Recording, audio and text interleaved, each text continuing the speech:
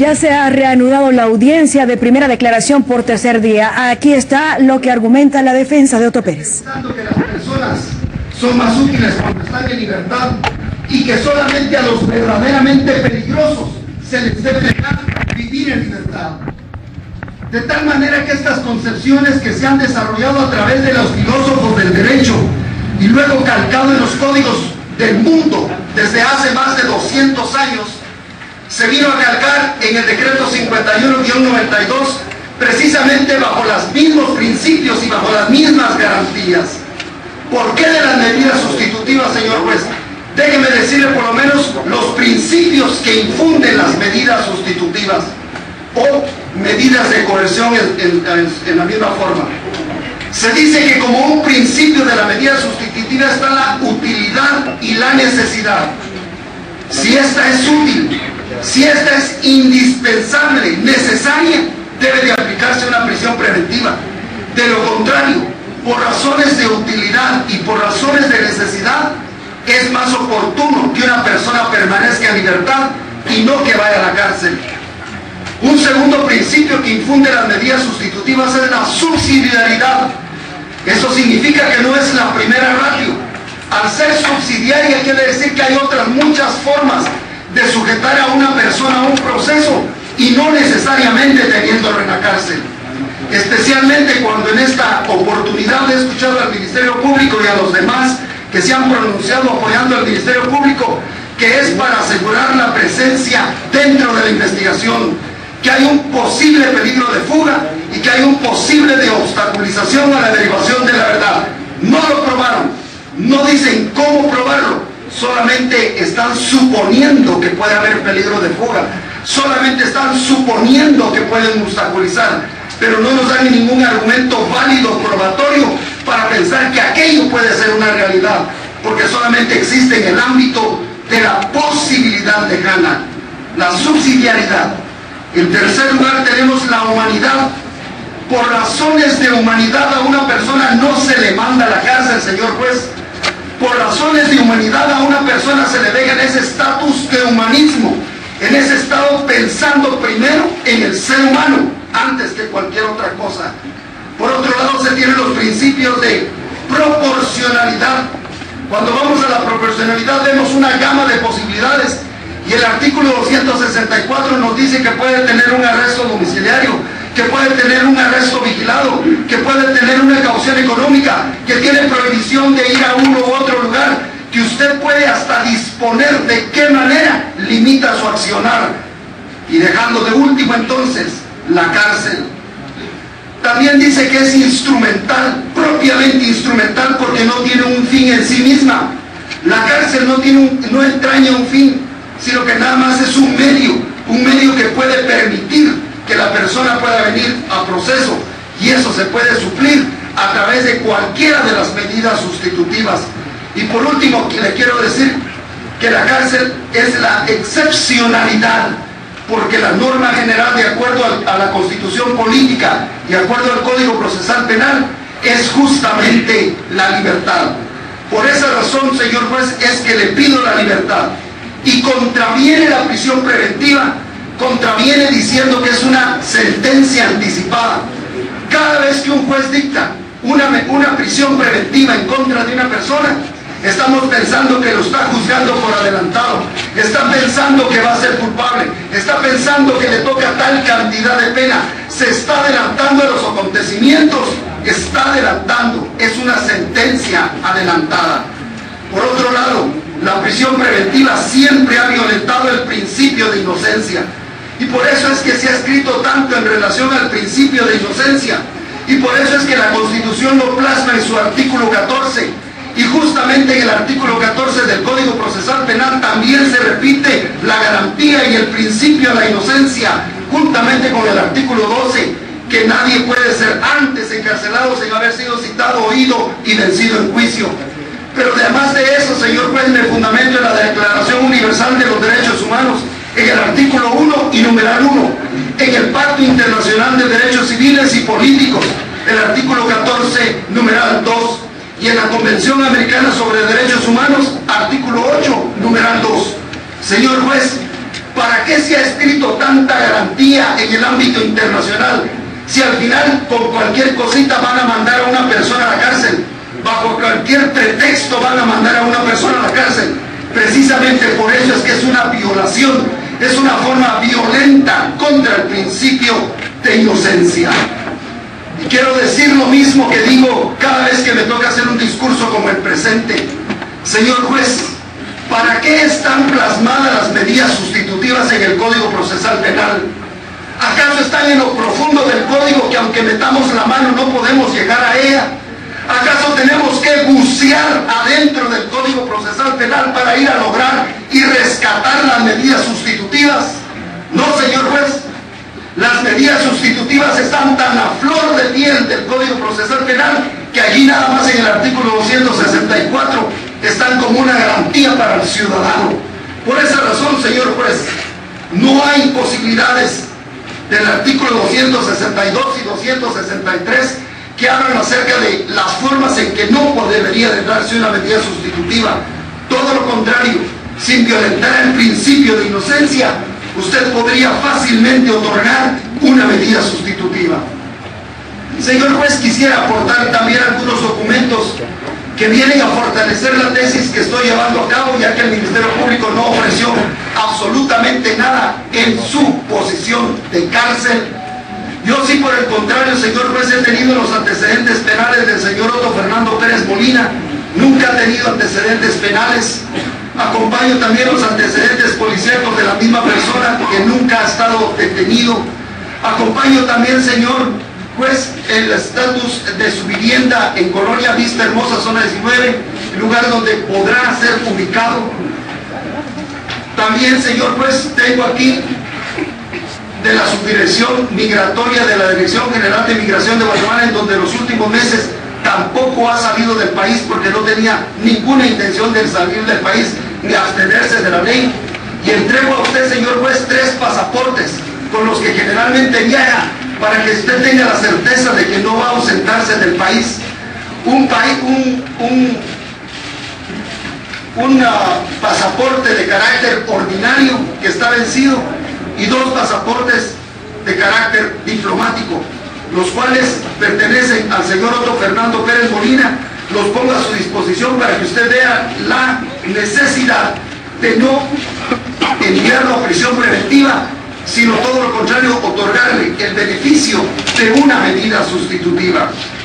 Por eso, señor juez, y en base a estos documentos que le dan arraigo, que le dan cabida dentro del territorio nacional y que de todas maneras no es capaz el señor Otto Pérez Molina de hacer lo que dice el artículo 263, destruir, modificar, ocultar, suprimir, falsificar elementos, porque usted podría evitarlo a través de una de las tantas posibilidades que entraña el artículo 264 del Código Procesal Penal. En ese sentido, señor juez, le solicito que otorgue usted una o varias medidas sustitutivas que sean posibles de cumplirlas y que quede en libertad mi patrocinado, el señor Otto Fernando Pérez Molina. Muchas gracias, señor juez.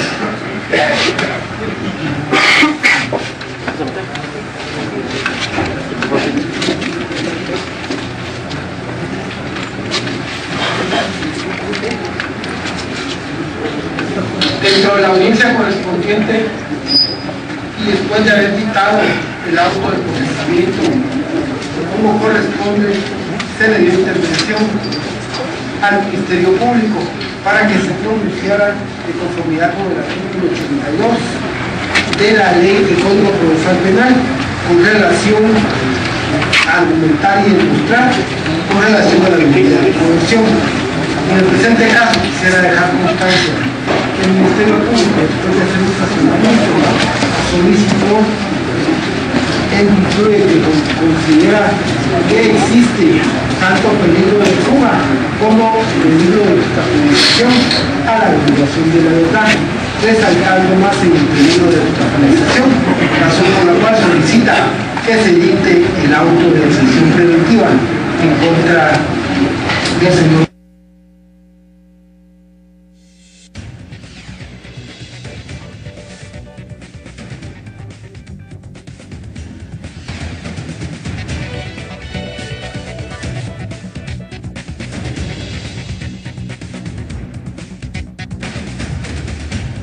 Ahí teníamos las imágenes y también la argumentación de la defensa, uno de los abogados del expresidente Otto Pérez Molina en Torre de Tribunales después de ese receso de más de 45 minutos que diera el juez Miguel Ángel Gálvez.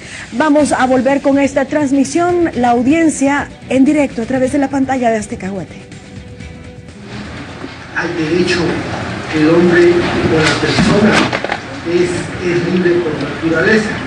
Y después hace referencia al nudo correo y el nudo correo hace referencia a que no hay la garantía, no se arregla la ley, y hace referencia a nivel histórico cómo han decretado algunas medidas sustitutivas, tomando en consideración que la persona que se realiza, que la persona puede ser de más utilidad estando en libertad que estando detenido, y hace referencia a la utilidad, a la necesidad de la medida sustitutiva o de la prisión, la regla general de la libertad y no la prisión. Por eso es que hace referencia al principio de subsidiariedad, al principio de humanidad, y también hace referencia a este principio de proporcionalidad. Y en conclusión, analizando el artículo 12, haciendo referencia a los artículos de la Declaración Universal de Derechos Humanos, el Pacto de San José, solicita que se dé, de conformidad con el principio de inocencia, se le otorgue una medida sustitutiva a favor de su patrocinado. Esto es lo que más o menos pasa dentro de la audiencia correspondiente. Quisiera manifestarles, siempre llevando una secuencia y en una forma bastante rápida, el artículo 13 que hice referencia al inicio de la resolución que se dictó anteriormente, hace referencia a que no podrá dictarse auto de prisión, este sí es correcto, sin que preceda información de haberse cometido un delito y sin que concurran motivos racionales suficientes para creer que la persona detenida lo ha cometido o participado en él. Este artículo 13 lo relacionaríamos con el artículo 259 del Código Procesal Penal, que es, este artículo indica, se podrá ordenar la prisión preventiva después de oír al sindicado. Dice cuando medie información sobre la existencia de un hecho punible y que hayan motivos racionales suficientes que hagan pensar fundadamente en la participación, en que la persona participó en la comisión del delito. Este es prácticamente la misma relación que lleva la Constitución relacionada con este artículo 259. Y este artículo, para que se pueda decretar, se tiene que establecerse lo que es el peligro de fuga y lo que es el peligro de obstaculización a la derivación de la verdad.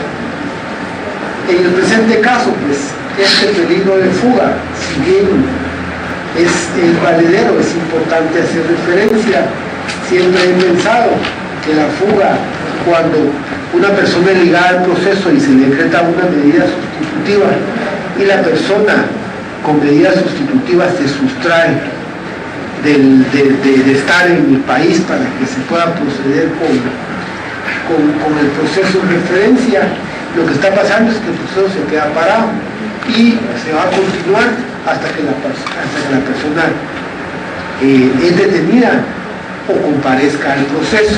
Esto significa que una persona se sustrae de las resultas del proceso.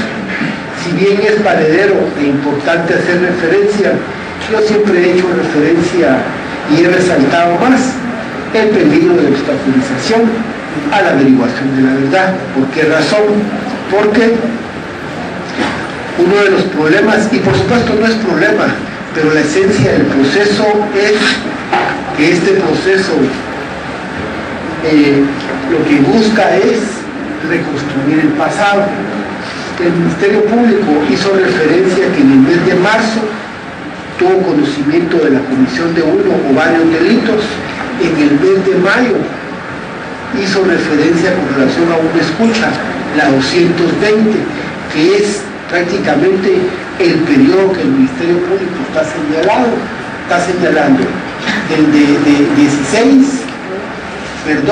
sería de mayo 2014 al 16 de abril del 2015. O sea, estamos hablando de lo que se pretende hacer en este proceso, es como reconstruir este pasado. Y en esa reconstrucción de este pasado es que el legislador previó que para conocer ese pasado en una forma transparente y en una forma como el Ministerio Público lo tiene que hacer, es que se tiene que analizar si es latente o hay sospecha de que haya destrucción, que haya modificación, que haya ocultación, que haya supresión o falsificación de elementos de prueba, y así sucesivamente están los demás. Fíjense, cuando yo he hecho referencia a medidas sustitutivas dentro de los procesos que he conocido, regularmente este artículo 263, que es el peligro de obstaculización a la averiguación de la verdad, lo he relacionado con el artículo 5 del Código Procesal Penal, que son los fines del proceso. ¿Y cuáles son los fines del proceso? La averiguación de un hecho señalado como delito, las circunstancias en que fue cometido y el establecimiento o el señalamiento que se hace en contra de una persona con relación a la investigación practicada por el Ministerio Público. Y resalto lo que son los fines del proceso, porque siempre he pensado y he considerado que aquí es donde se resalta este principio de legalidad constitucional, que dice que cuando el Ministerio Público conozca la comisión de un delito, tiene que iniciar un delito de acción pública, tiene que iniciar las investigaciones pertinentes. ¿Para qué? Para primero establecer que no se siga cometiendo el delito y para hacer uno o varios señalamientos. Por eso es que estos fines del proceso, que yo los he considerado importantes. Este artículo 259, siempre motivándolo, relacionándolo con el peligro de fuga y con el peligro de obstaculización a la averiguación de la verdad, obedece a una medida de coerción, o sea, la prisión preventiva obedece a una medida de coerción personal que tiene características evidentemente cautelares con fines procesales, por lo que su aplicación debe garantizar y realizar los fines del proceso. Eso significa que se va a dictar la prisión preventiva solo cuando esté establecido el peligro de fuga y el peligro de obstaculización a la averiguación de la verdad. Fíjense que es el momento más difícil del proceso penal. Siempre lo he dicho, incluso los doctrinarios lo indican, que hablar de derechos penales es hablar de violencia, y violento actúa el particular, y violento actúa el Ministerio Público en particular cuando lesiona o pone en peligro bienes jurídicos, pero violento reacciona el Estado. Y digo el Estado porque nosotros únicamente somos representantes de ese Estado. O sea, el ejercicio del ius puniendi lo tiene que ejercer el Estado, pero el Estado, por ser una persona ficticia, lo delega, en este caso, en nosotros los operadores de justicia, en el Ministerio Público como ente encargado de realizar investigación, en su servidor. Por eso es que son momentos bien complejos, bien difíciles del proceso penal, porque ahí es donde se acentúa, se resalta lo que es el ejercicio del ius puniendi, y ese ejercicio del ius puniendi pues es violento. Limitarle la libertad a una persona, como lo dijo el abogado, que por esencia el ser humano nació libre, el disminuirle la libertad conlleva a disminuirle lo más sagrado de una persona, que es su libertad. Esto viéndolo desde el punto de vista del contexto general. Yo siempre he pensado, como lo indica el abogado, que la regla es la libertad y la ficción es la excepción. Ese es un principio no natural, sino que regulado en el Código Procesal Penal. Pero en el presente caso siempre he pensado que con ese ejercicio, con ese derecho y de conformidad con los principios de subsidiariedad que hace referencia a la utilidad, de necesidad, de subsidiariedad, humanidad, aquí lo que hay que analizar, y el de proporcionalidad, aquí lo que hay que analizar las características de la investigación realizada por el Ministerio Público. En el presente caso hay delitos, bueno, todos los delitos pues conllevan una gravedad, dependiendo quién sea el sujeto activo que está prácticamente sufriendo las consecuencias del delito. En el presente caso, pues la investigación practicada por el Ministerio Público conlleva a indicar del delito de asociación ilícita, el delito de caso especial de defraudación aduanera y el delito de cohecho pasivo. Estos delitos, por supuesto que los pueden cometer los particulares, pero especialmente el delito de cohecho pasivo, en este se requiere que la persona sea, en este caso, funcionario público. Es una característica para que se pueda cometer el delito. Y al hablar de funcionario público, pues conlleva ciertas características fundamentales para ese ejercicio de ese derecho. Ahorita que estaba revisando estas leyes, fíjense que me llamó la atención el antecedente que se puede hacer de esta ley.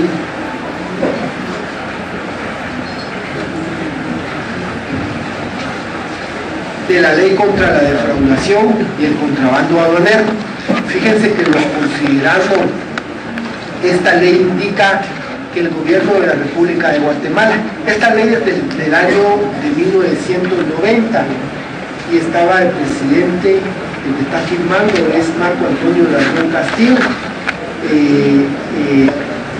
y es del año 90.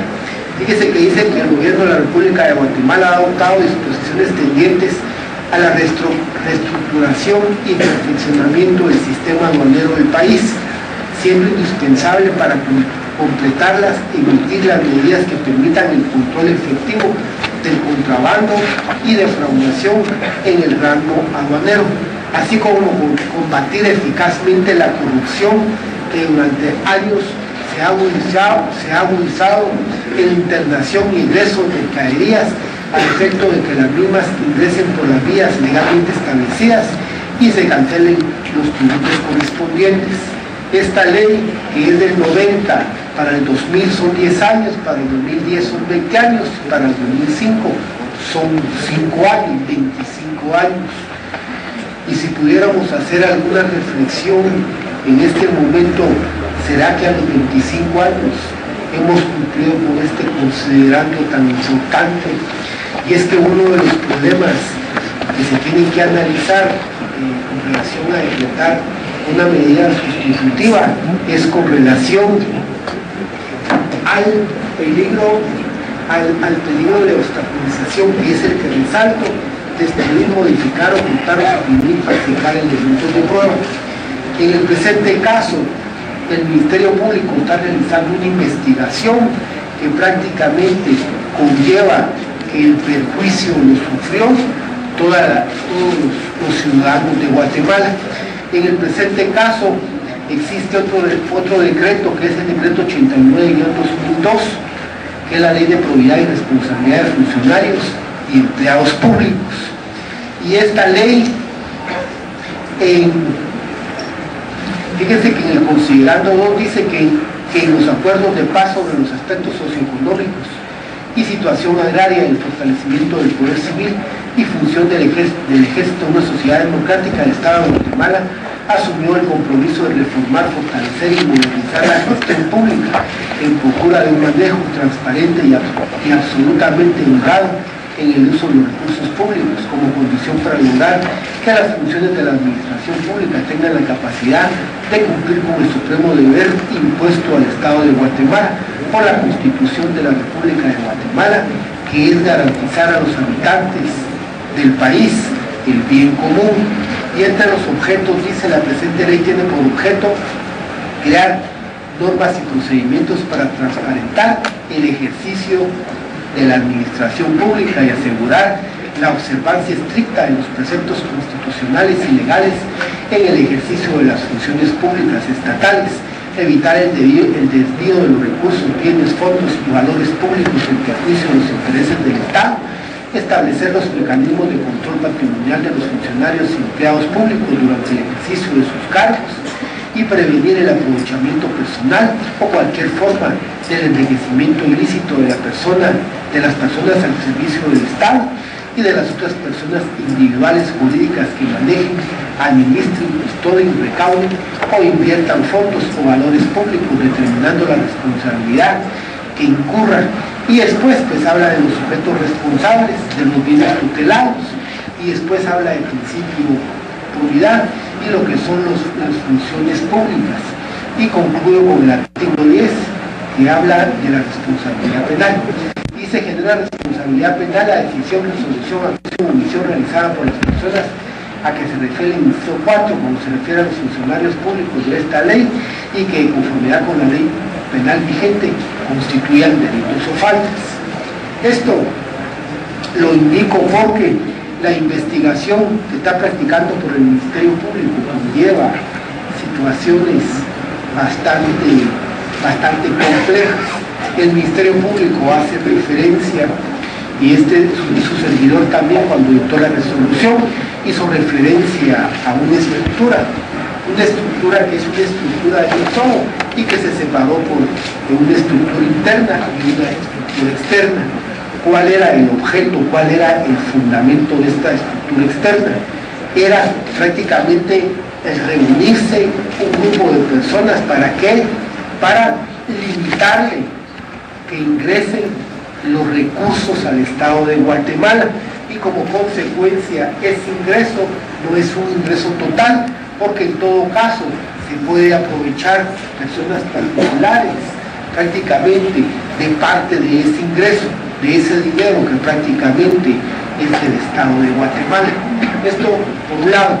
Por otro lado, tenemos que tomar en consideración también que dentro del proceso de referencia se indicó que en este proceso existen no solo una persona, sino que existen varias personas relacionadas con la investigación. Durante la mañana les indiqué que aparte de que está pendiente la orden que está pendiente de detener a este señor Juan Carlos Monzón, también está pendiente de la aprehensión de este señor Mendizábal. Y aparte de estas personas, hay otras personas, tanto de la estructura externa como de la estructura interna. Y ahora que mencionó el representante del Ministerio Público, incluso a este señor el contador, el que se relacionó al final de la resolución dictada. Y aparte de esto, pues, al revisar detenidamente, aparte de la investigación practicadas, se mencionan a varias personas, y se mencionan a varias personas que a este órgano jurisdiccional le ha llamado la atención. ¿Y por qué hablo esto? Porque se supone que el derecho tiene que llegar a todas las personas. Incluso hablan de esta persona de Broy, no sé quién sea esta persona, hacen referencia entre las escuchas a otra persona de la Superintendencia de Administración Tributaria, y así sucesivamente pudiera mencionar algunas otras personas. Esto lo digo por qué razón, porque esto significa que la investigación, al menos relacionada con el señor Otto Fernando Pérez Molina, es una investigación que está iniciando. ¿Por qué razón lo indico? Porque el representante del Ministerio Público lo manifestó. Interesada investigación en contra del señor Pérez Molina no ha habido. Lo que pasó es que como la investigación es un todo, por investigación por el delito de asociación ilícita, es un delito que se está investigando a varias personas. Lógico que cuando se procede a hacer un allanamiento, una diligencia judicial de allanamiento, inspección y registro, se encuentra evidencia. Y esa evidencia pues tiene que encontrar toda la evidencia. Y posteriormente se tiene que analizar porque no se puede quedar la evidencia. Pero que haya verdaderamente investigación relacionada con el señor Pérez Molina, aparte de lo que ya está, de lo que es la investigación de la estructura, no se ha autorizado, aparte que no se ha requerido, no se ha autorizado. En el caso de la señora Valdetti, hasta que ella renunció fue que se pidió, que se extendió la investigación, y a raíz de eso es que se pidió informes a bancos, a registro mercantil, a todos los registros, se pidió alguna información a extranjero y se autorizó las diligencias de allanamiento, inspección y registro. Por eso es que ya se relaciona en algunas cuestiones a ello. Pero en el caso del señor Otto Fernando Pérez Molina, no se ha autorizado absolutamente nada. Es más, ni requerimientos a bancos, ni requerimientos a nada.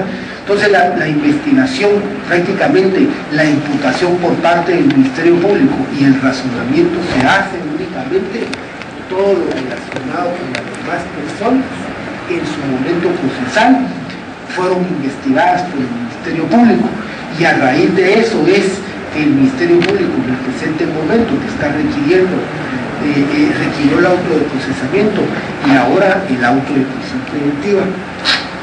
Entonces, a manera de conclusión, estamos hablando que en este proceso hay como 14, 15 personas que tienen órdenes de aprehensión dictada por el órgano jurisdiccional, y aparte de eso hay otro tipo de investigación que se tiene que extender en el Ministerio Público para tratar de cumplir con los fines del proceso, y aparte de los fines del proceso, que el derecho penal llegue a todas las personas, porque ese es el sentido. Tomando en consideración lo anteriormente indicado, pero especialmente lo que corresponde al peligro de obstaculización para la averiguación de la verdad, este órgano jurisdiccional, tomando en consideración que se procedió a dictar el auto de procesamiento en contra del señor Otto Fernando Pérez Molina, este órgano jurisdiccional considera prudente que en este momento se analiza siempre que hay motivos racionales suficientes para creer en el presente caso que el señor Otto Fernando Pérez Molina ha cometido los delitos señalados por el Ministerio Público. Pero para que se pueda dictar lo que es la prisión preventiva, este órgano jurisdiccional hace referencia específicamente a lo que es el peligro de obstaculización para la averiguación de la verdad.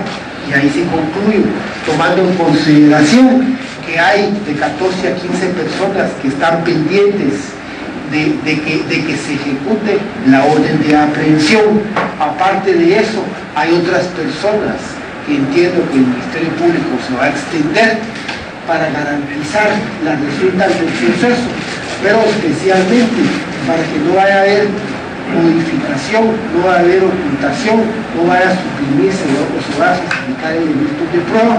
Este órgano jurisdiccional considera que lo prudente es dictar, con base en el artículo indicado anteriormente, el auto de prisión preventiva en contra del señor Otto Fernando Pérez Molina, y en su momento procesal, que en todo caso ya se hagan los análisis correspondientes para ver qué es lo prudente hacer.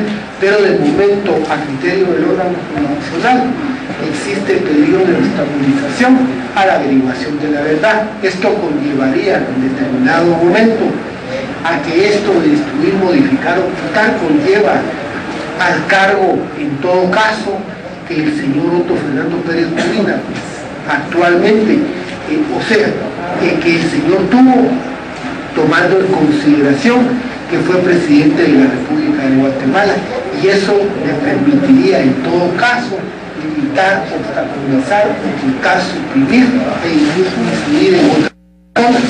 En ese sentido, prudente es para garantizar lo que es que el Ministerio Público conozca en todas sus dimensiones el proceso en referencia, pero especialmente con relación a todas las personas que pueden estar involucradas. Considera prudente dictar el auto de prisión preventiva en contra del señor Otto Fernando Pérez Molina por las razones indicadas anteriormente.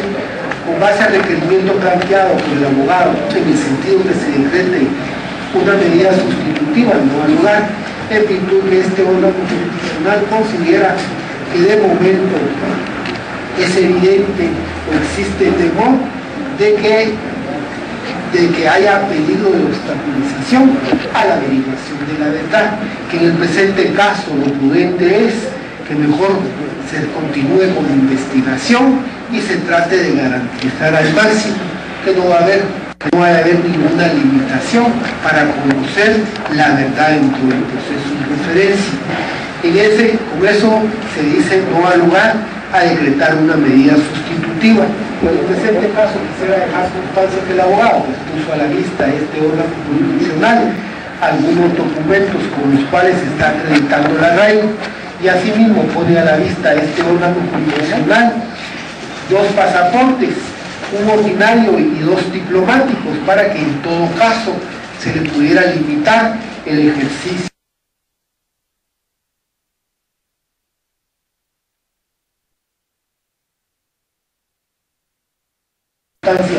que el peligro de fuga, pues si bien es peligro el que se tiene que analizar, este órgano jurisdiccional lo analiza desde el punto de vista del peligro de obstaculización a la averiguación de la verdad. La verdad es que el cargo, como lo dijo uno de los padres, un creyente, que el cargo del presidente de la República pues es un cargo más alto, y eso significa que todavía las personas que están dentro del gobierno prácticamente o fueron nombradas o dependieron en determinado momento, en este caso el señor Pérez Molina. Entonces, razón por la cual no da lugar al requerimiento planteado por el abogado, que en su momento procesal se puede analizar, si lo requiere pues más adelante se puede analizar con relación a si es o no es prudente. En ese sentido, de esto están legalmente notificados con base en los artículos 160 y 169 del Código Procesal Penal. En ese sentido, se le da nuevamente intervención al representante del Ministerio Público para que se pronuncie con relación al plazo de investigación.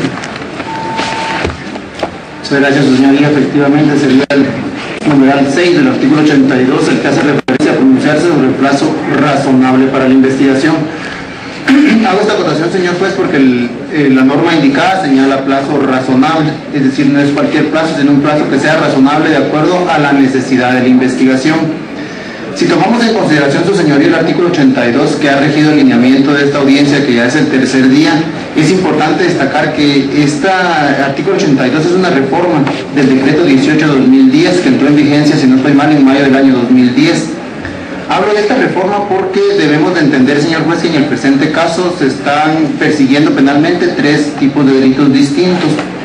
Uno que es el del delito de asociación ilícita, que está regulado por la ley contra la delincuencia organizada, que es una ley del año 2006. Se está hablando del delito de cohecho pasivo, que está regulado o reformado por la ley contra la corrupción, que es a partir del año 2012 de finales. Y pues el otro es la ley contra la defraudación y contrabando aduanero, que si bien es una ley del año 1990, la literal Ñ y la literal N del artículo 2 son reformas del año 2001-2006. Digo esto, señor juez, porque el derecho penal es cambiante, no es estático. Se ha ido modificando, nuestro código penal es del año 73, nuestro código procesal es del año 94. Eso implica que nosotros tenemos que ir cambiando conforme van cambiando las normas. Cuando el decreto 2010 que introduce el artículo 82 habla de un plazo razonable, lo ve en función, no como antes, que el Ministerio Público se le trataba de limitar a lo máximo lo posible, de hacer una verdadera investigación con el ánimo que no pudiera probar los hechos. Hoy el artículo 368, que es una reforma del año 2011, habla que cuando inicia un debate, cada quien plantea su tesis el Ministerio Público y su tesis defensiva. Eso implica que el plazo razonable va encaminado no solamente para la Fiscalía, sino también es un plazo razonable para la defensa, para que la defensa pueda en su momento, tal como lo establece la ley, proponer diligencias de investigación que hagan concluir razonablemente sobre la posible o no participación del sindicado. En ese orden de ideas, el plazo razonable que considera la Fiscalía, sin entrar a detallar los medios de investigación porque la ley no lo requiere, es el plazo máximo regulado en el artículo 323, 124 bis del Código Procesal Penal. Quiero decir y repetir que efectivamente en este caso se ha respetado los derechos del señor Otto Pérez Molina, no hay una investigación previa. Se mencionó al señor Víctor Hugo Hernández, pues apareció ahí, pero como él hay otras personas que tienen alguna función dentro de lo que es la propia investigación ido arrojando, y que se ha limitado a ubicar a estas personas precisamente para no incurrir en un agravio hacia el señor Otto Pérez Molina. Y realmente el artículo 293 del Código Procesal Penal solamente nos permitía realizar una investigación preliminar para fundar las diligencias de antejuicio. Es a partir de este momento que nosotros realmente queremos iniciar esa investigación y consideramos prudente, señor juez, tanto para la Fiscalía como para que la defensa pueda ejercitar su derecho de defensa los 3 meses que establece la ley. En ese orden de ideas le solicito muy respetuosamente que se conceda el plazo máximo establecido en la ley de 3 meses en el presente caso. Muy bien, entonces a continuación se le da intervención, abogado Luis Fernando. Gracias, señor juez. Efectivamente, señor juez, en este momento se está prácticamente iniciando una nueva investigación que apunta directamente a la averiguación de la verdad, que es el fin del derecho penal. En este orden de ideas, señor juez, y con el ánimo de que se presente el mayor número de elementos de convicción, el mayor número de medios probatorios, tanto para la defensa como para el Ministerio Público, así como para nosotros coadyuvando el trabajo del Ministerio Público, es necesario contar con el máximo del término previsto por la ley para la investigación.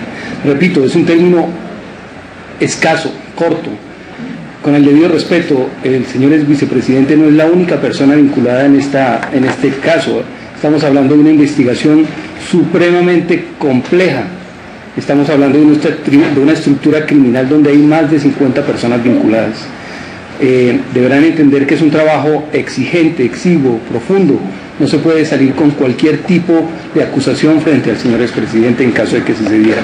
De la misma manera, la defensa tendrá todo el tiempo para practicar las pruebas pertinentes para la defensa del señor vicepresidente. En ese orden de ideas, señor juez, respaldo la petición del Ministerio Público para que sea el máximo del tiempo de investigación el que se conceda. Es todo. Muchas gracias. Muy bien. Señor representante de la Superintendencia de Administración Tributaria. Muchas gracias, señor juez. Esta representación, de conformidad con el artículo 82, literal, numeral número 6, se adhiere a la solicitud planteada por el Ministerio Público en cuanto a que se dé como plazo de investigación el establecido de 3 meses, toda vez que de conformidad con el artículo 323 del Código Procesal Penal, que es el que establece la duración del procedimiento preparatorio, da ese paso. Consecuentemente, mi representación considera que los 3 meses, aún si no fueran suficientes, pues es el plazo que la ley establece y respetuosamente le solicita que se acceda al mismo. Solamente, señores. Muy bien. Entonces, a continuación, la representante de la Autoridad General de la Nación. Gracias, honorable juzgador. En el mismo sentido que los anteriores representantes del Ministerio Público, del CICIC y de la Superintendencia de Administración Tributaria, esta representación no se opone a la solicitud realizada por el Ministerio Público, toda vez, como ya lo informaron, existe una investigación ardua que debe de iniciarse a partir de este día. Por lo tanto, ahí sí que es necesario que ese plazo se pueda llevar a cabo, toda vez que es el plazo máximo que establece la ley, de conformidad con lo que establece el artículo 323 del Código Procesal Penal. Por lo tanto, honorable juzgador, esta representación no se opone a la solicitud realizada por el Ministerio Público. Muy bien. Entonces, a continuación, abogado Calderón. Gracias, señor juez. Señor juez, desde el punto de vista del discurso es muy bonito todo. Es ideal. Con 3 meses de arduo trabajo, con todo lo que quiera la defensa. Todo eso no es cierto. Esto no es cierto. Para empezar, cuando uno llega al Ministerio Público, difícilmente encuentra a los fiscales, difícilmente puede hablar con ellos, difícilmente le dan una copia. Entonces, una cosa es el discurso y otra cosa es la realidad. La realidad es que el Ministerio Público es un monstruo con millones y millones en su presupuesto, que tiene una enorme cantidad de personas, de vehículos, de medios para poder hacer una investigación en poco tiempo. Y por si fuera poco, tiene los millones de euros y de dólares que tiene la CICIG, donde dice que tiene millones de horas, tiempo, hombre, trabajando. Entonces, con toda esa infraestructura, con todo ese mecanismo, con todo ese aparato en contra de una sola persona, esta es una tremenda desventaja.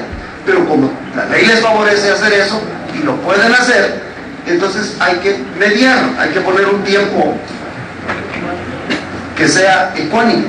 Y por esa razón nosotros estimamos que 30 días, un mes, es suficiente para la investigación, ya que usted tiene a su izquierda ahí los leads llenos de papeles y usted ha dictado un autoprocesamiento que al final no entiendo exactamente por qué lo digo, pero que de todas maneras eso que está ahí fue lo que le sirvió para darle esos elementos racionales del artículo 13 constitucional para ligarlo a proceso. Así que, en justicia, en 30 días estaría bien. Esa es nuestra posición, señor presidente. Claro, fíjense que esto, reiterando esto del proceso, pues esto siempre, el proceso penal siempre es complejo. Cuando estaba editando la resolución tanto de autoprocesamiento y pero más con autoprocesamiento,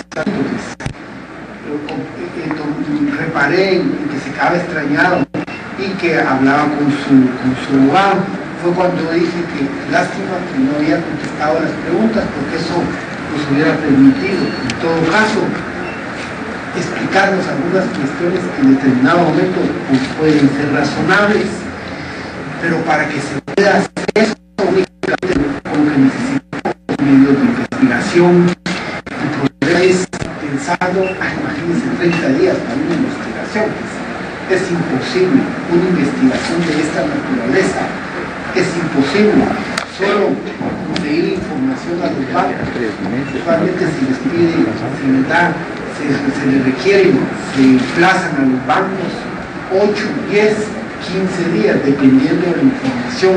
Hay veces 20 días y a veces no cumplen lo que están pidiendo, que se amplíen los plazos, porque se han requerido bastante información. Esto es hablar de 30 días. Aparte de eso, siempre yo he considerado que el abogado del siglo tiene que ser no solo esperar que el Ministerio Público incorpore medios de investigación. ¿Por qué no los incorporan ustedes? El señor ahí está, me da la impresión que quieren, presenten los medios de investigación y así me darán a mí los elementos de tener aquí lo del Ministerio Público y tener los otros medios de investigación y me permiten al hacer el análisis hacer un razonamiento, porque ese es el sentido. Por eso es que usualmente este periodo es un periodo preliminar. Si analizáramos de que cuando el Ministerio Público requiere al juez en forma unilateral una orden de aprehensión, solo se analiza una sospecha. Pero ¿qué diferencia hay de esa sospecha en una fase de primera declaración? Es que se le da la oportunidad a la persona que declare con relación a los hechos que le está señalando el Ministerio Público. Y con eso se fue formar una idea. Yo les soy sincero, con los abogados del Ministerio Público y de la CICIG he tenido otros procesos en donde me han llamado la atención las declaraciones. Hay otro proceso de un auditor que vino, no obstante habían escuchas. Y sobre esto solo puedo hacer referencia, pero cuando el auditor declaró de una forma tan espontánea, y dijo, y si tienen alguna pregunta, lo pueden hacer, y se le preguntó, pues, ¿qué podían establecer? Se le dio medida sustitutiva, porque ese es el objetivo. Él estaba ejerciendo ese derecho y permitió conocer un poco más allá de lo que estaba pasando. Por supuesto, esto en ningún momento estoy diciendo que es obligatorio, porque son derechos que nacisten. Lo que yo quiero llegar con esto es, imagínense 30 siento que con estas situaciones investigadas por el Ministerio Público en relación a la estructura, es prudente que sea un plazo de investigación un poco más largo. ¿Para qué? Para que no solo el Ministerio Público acompañe de investigación, ustedes acompañaron. Ahí hay escuchas, hay esto, está lo otro, se pueden hacer requerimientos, se pueden incorporar documentos. Yo siempre he pensado, y así lo he querido creer, que no tiene que haber ninguna limitación para que la contraparte presente los medios de investigación. ¿Por qué? Porque ese es el sentido del proceso penal, el descubrir la verdad, que es esencia dentro del proceso penal. En ese sentido, me pongo a preguntar, ¿será que es prudente? Primero, un tiempo muy corto de investigación, y como segundo, ¿será que es prudente que solo el Ministerio Público acompañe medios de investigación y la otra parte que son los que no acompañan medios de investigación? Y también, si van a requerir, incluso si el abogado fue el que dijo de una propiedad en el 2007, pues bueno, hay que pedir un informe al registro mercantil, al registro de la propiedad, y que se pueda establecer todos estos elementos. Pero valdría la pena, en este caso, que se tratara de incorporar al máximo los medios de investigación, para que en determinado momento se pueda hacer un análisis correspondiente. En ese sentido, este órgano jurisdiccional considera que lo prudente para este proceso es mantener lo que es la igualdad para todos los sujetos procesales, y todas las resoluciones que se han dictado por este órgano jurisdiccional se han dictado para que el Ministerio Público realice la investigación en los 3 meses. Yo considero que es lo mínimo que tiene que hacer. Y es que fíjense que el artículo 82, les recuerdo que este artículo surge, pero cuando se detiene a las personas por fragancia, al menos ese era el espíritu de aportar ese plazo de investigación. Pero los delitos, como hay investigaciones, aparte que es una investigación bien compleja, prudente es que el Ministerio Público se extienda con relación a la investigación. En ese sentido, considero que lo prudente es decretar 3 meses el plazo de investigación y darle la oportunidad a los abogados que en determinado momento, si quieren proponer un medio de investigación, estén en libertad. Ya se imagina, a veces uno que como no quisiera explicar de una forma bastante clara este proceso, pero el problema es que este proceso, aparte que es extenso, estamos hablando de las características de la investigación, que el mismo abogado indica que no lo entendió. Ese es el problema. Entonces, lo único que nos va a permitir, en todo caso, conocer más allá del proceso son los medios de investigación. En ese sentido, considero que lo prudente es, si se está dictando el auto de objeción con fecha 8 de septiembre del año en curso, para el 8 de octubre es un mes, para el 8 de noviembre otro mes, y para el 8 de diciembre serían 3 meses. Pero el Código Procesal Penal habla del día de la víspera. Entonces estaríamos hablando que el Ministerio Público tiene como último día el día 7 de diciembre del año en curso, prácticamente todo el día, hasta ese día, para concluir con las investigaciones practicadas, y se programa la audiencia dependiendo del requerimiento planteado por el Ministerio Público para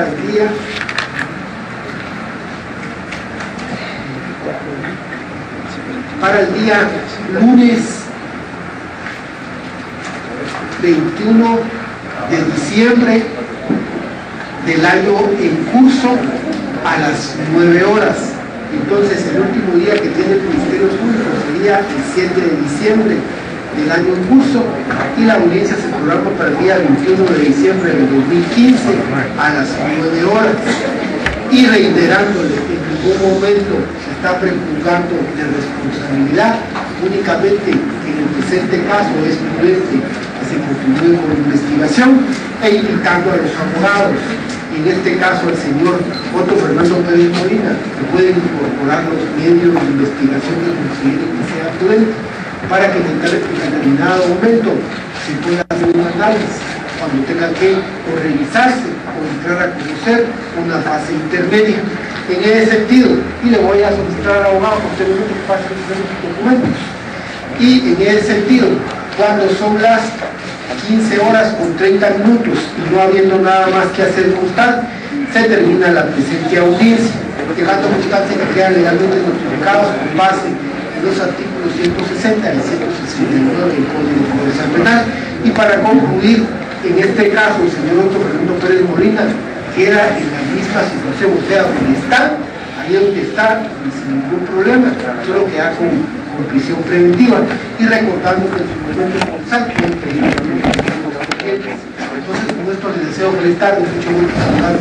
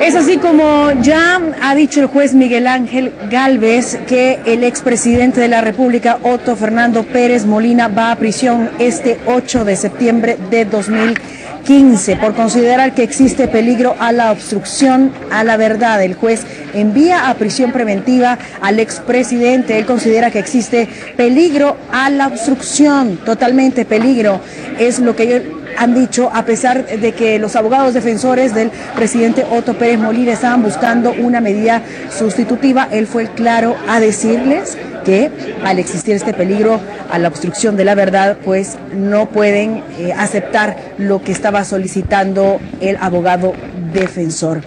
Estas son las imágenes desde Torre de Tribunales. Es así como el exmandatario es ligado a proceso por el caso La Línea.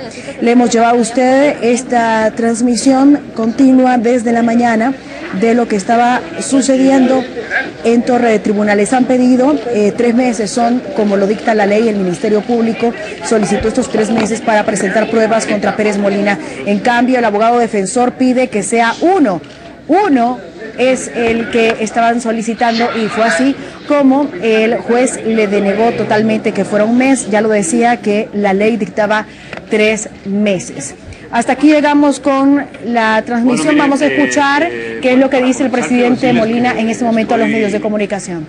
Totalmente en contra de lo que se ha visto hoy aquí, no solo en este día, sino que en los 3 días que tenemos de estar en esta primera audiencia, en donde, mire, yo personalmente hice el proceso y siempre lo dije, voy a seguir el proceso debido.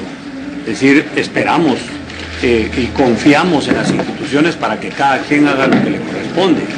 Pero hoy, lamentablemente, me siento muy frustrado de ver cómo el Ministerio Público responde a la CICIG y cómo el juez responde a lo que el Ministerio Público y la CICIG es lo que le dicen. Ustedes escucharon todas las peticiones y todas las solicitudes que hizo el Ministerio Público, todas exactamente a como ellos las pidieron, así las dio el juez. Lamentablemente no hubo nada que pudiera escuchar, a pesar de los razonamientos, a pesar de los argumentos que razonó el abogado nuestro. No hizo caso omiso el juez de todo. Y sí lo hizo con el Ministerio Público y con la CICIG. Todo exactamente lo que ellos le pidieron fue lo que el juez hizo.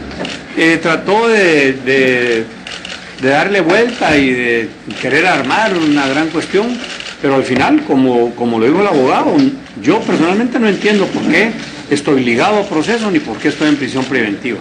Y no lo entiendo porque no hubo un argumento sólido que lo dijera.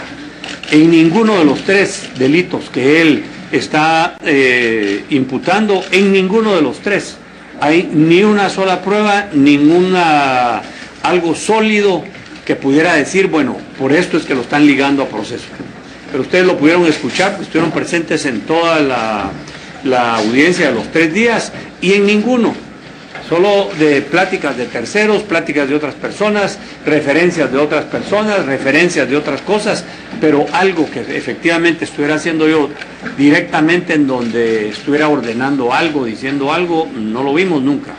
Entonces, no entiendo yo. Le pregunté al abogado y el abogado me dice, mire, fue lo que acaba de decir ahorita él, no quedó claro, no entendemos por cuál es la decisión del juez de ligar a proceso y de ligar a prisión preventiva. El auto se lo menciona Roxana Valdés y señor Pérez Molina. Sí. ¿Qué puede decir al respecto? Vea, hace una llamada y dice el presidente no está de acuerdo con lo que recibe. ¿Qué opinión le merece? No, pero mire, eso se va a ir desarrollando en el tiempo, pero ahí no es lo que recibe. Ahí está hablando de algo que yo tengo que pagar. O escúchenlo bien, es que mire, cuando se dejan ir por las cosas sin que sean analizadas, y el Ministerio Público eso es lo que ha hecho, el Ministerio Público ha jalado todo, y todo lo ha querido meter en la misma canasta, sin poder investigar y sin poder tener realmente, y esperamos que lo hagan ahora como debe ser, a conciencia. Porque... millones por el Chapo. ¿Cómo? Usted recibió 1.5 millones de dólares por el Chapo. Así salió hablando hoy un abogado, José Antonio, de una investigación que se realiza en Guadalajara, México. Por el arzobispado. ¿Para? ¿Cómo? Cuando a él lo tuvieron acá, al Chapo, se hizo un pacto con usted que al final usted lo rompe y recibe 1.5 millones de dólares. No, no es cierto. No es cierto. Él aquí estuvo solo las horas en las que se capturaron y en el tiempo que se les entregó a las autoridades de México. Eso fue todo. El día que se reunió, ¿qué cuentas fueron las que hizo usted con Eduardo González Arias-Seco el día que se reunió? Mire, a ver, ¿cuándo? Abogado. Mire, yo tengo la justificación de todo eso, pero es una cuestión, a ver, le cuento, es una cuestión totalmente ajena a esto. Es una cuestión de que no tiene absolutamente nada que ver. Por eso cuando lo quieren mezclar una cosa con otra, pues realmente dice uno...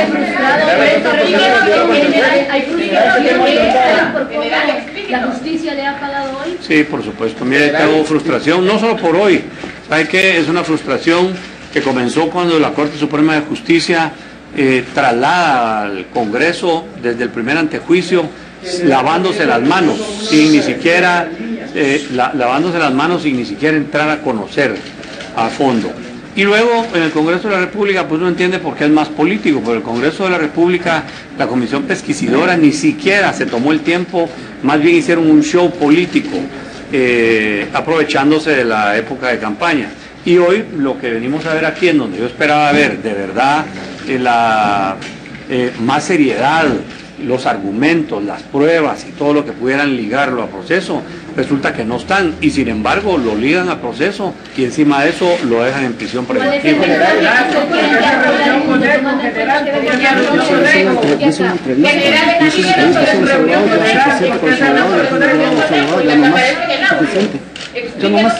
Suficiente. El mensaje que quiere enviar al mundo. Miren, a ver, les quiero decir, el mensaje es que aquí yo primero no he evadido absolutamente nada, he dado la cara en todo y la voy a seguir dando. Me siento tranquilo porque yo sé que no he participado en ninguna estructura criminal. Me siento tranquilo, confío en que esto tiene que aclararse, confío aún con esto que ya vi en la primera audiencia, de que las cosas tienen que salir a luz, tienen que salir las pruebas como deben de ser, y se va a comprobar que yo no tengo absolutamente nada que ver con esta organización.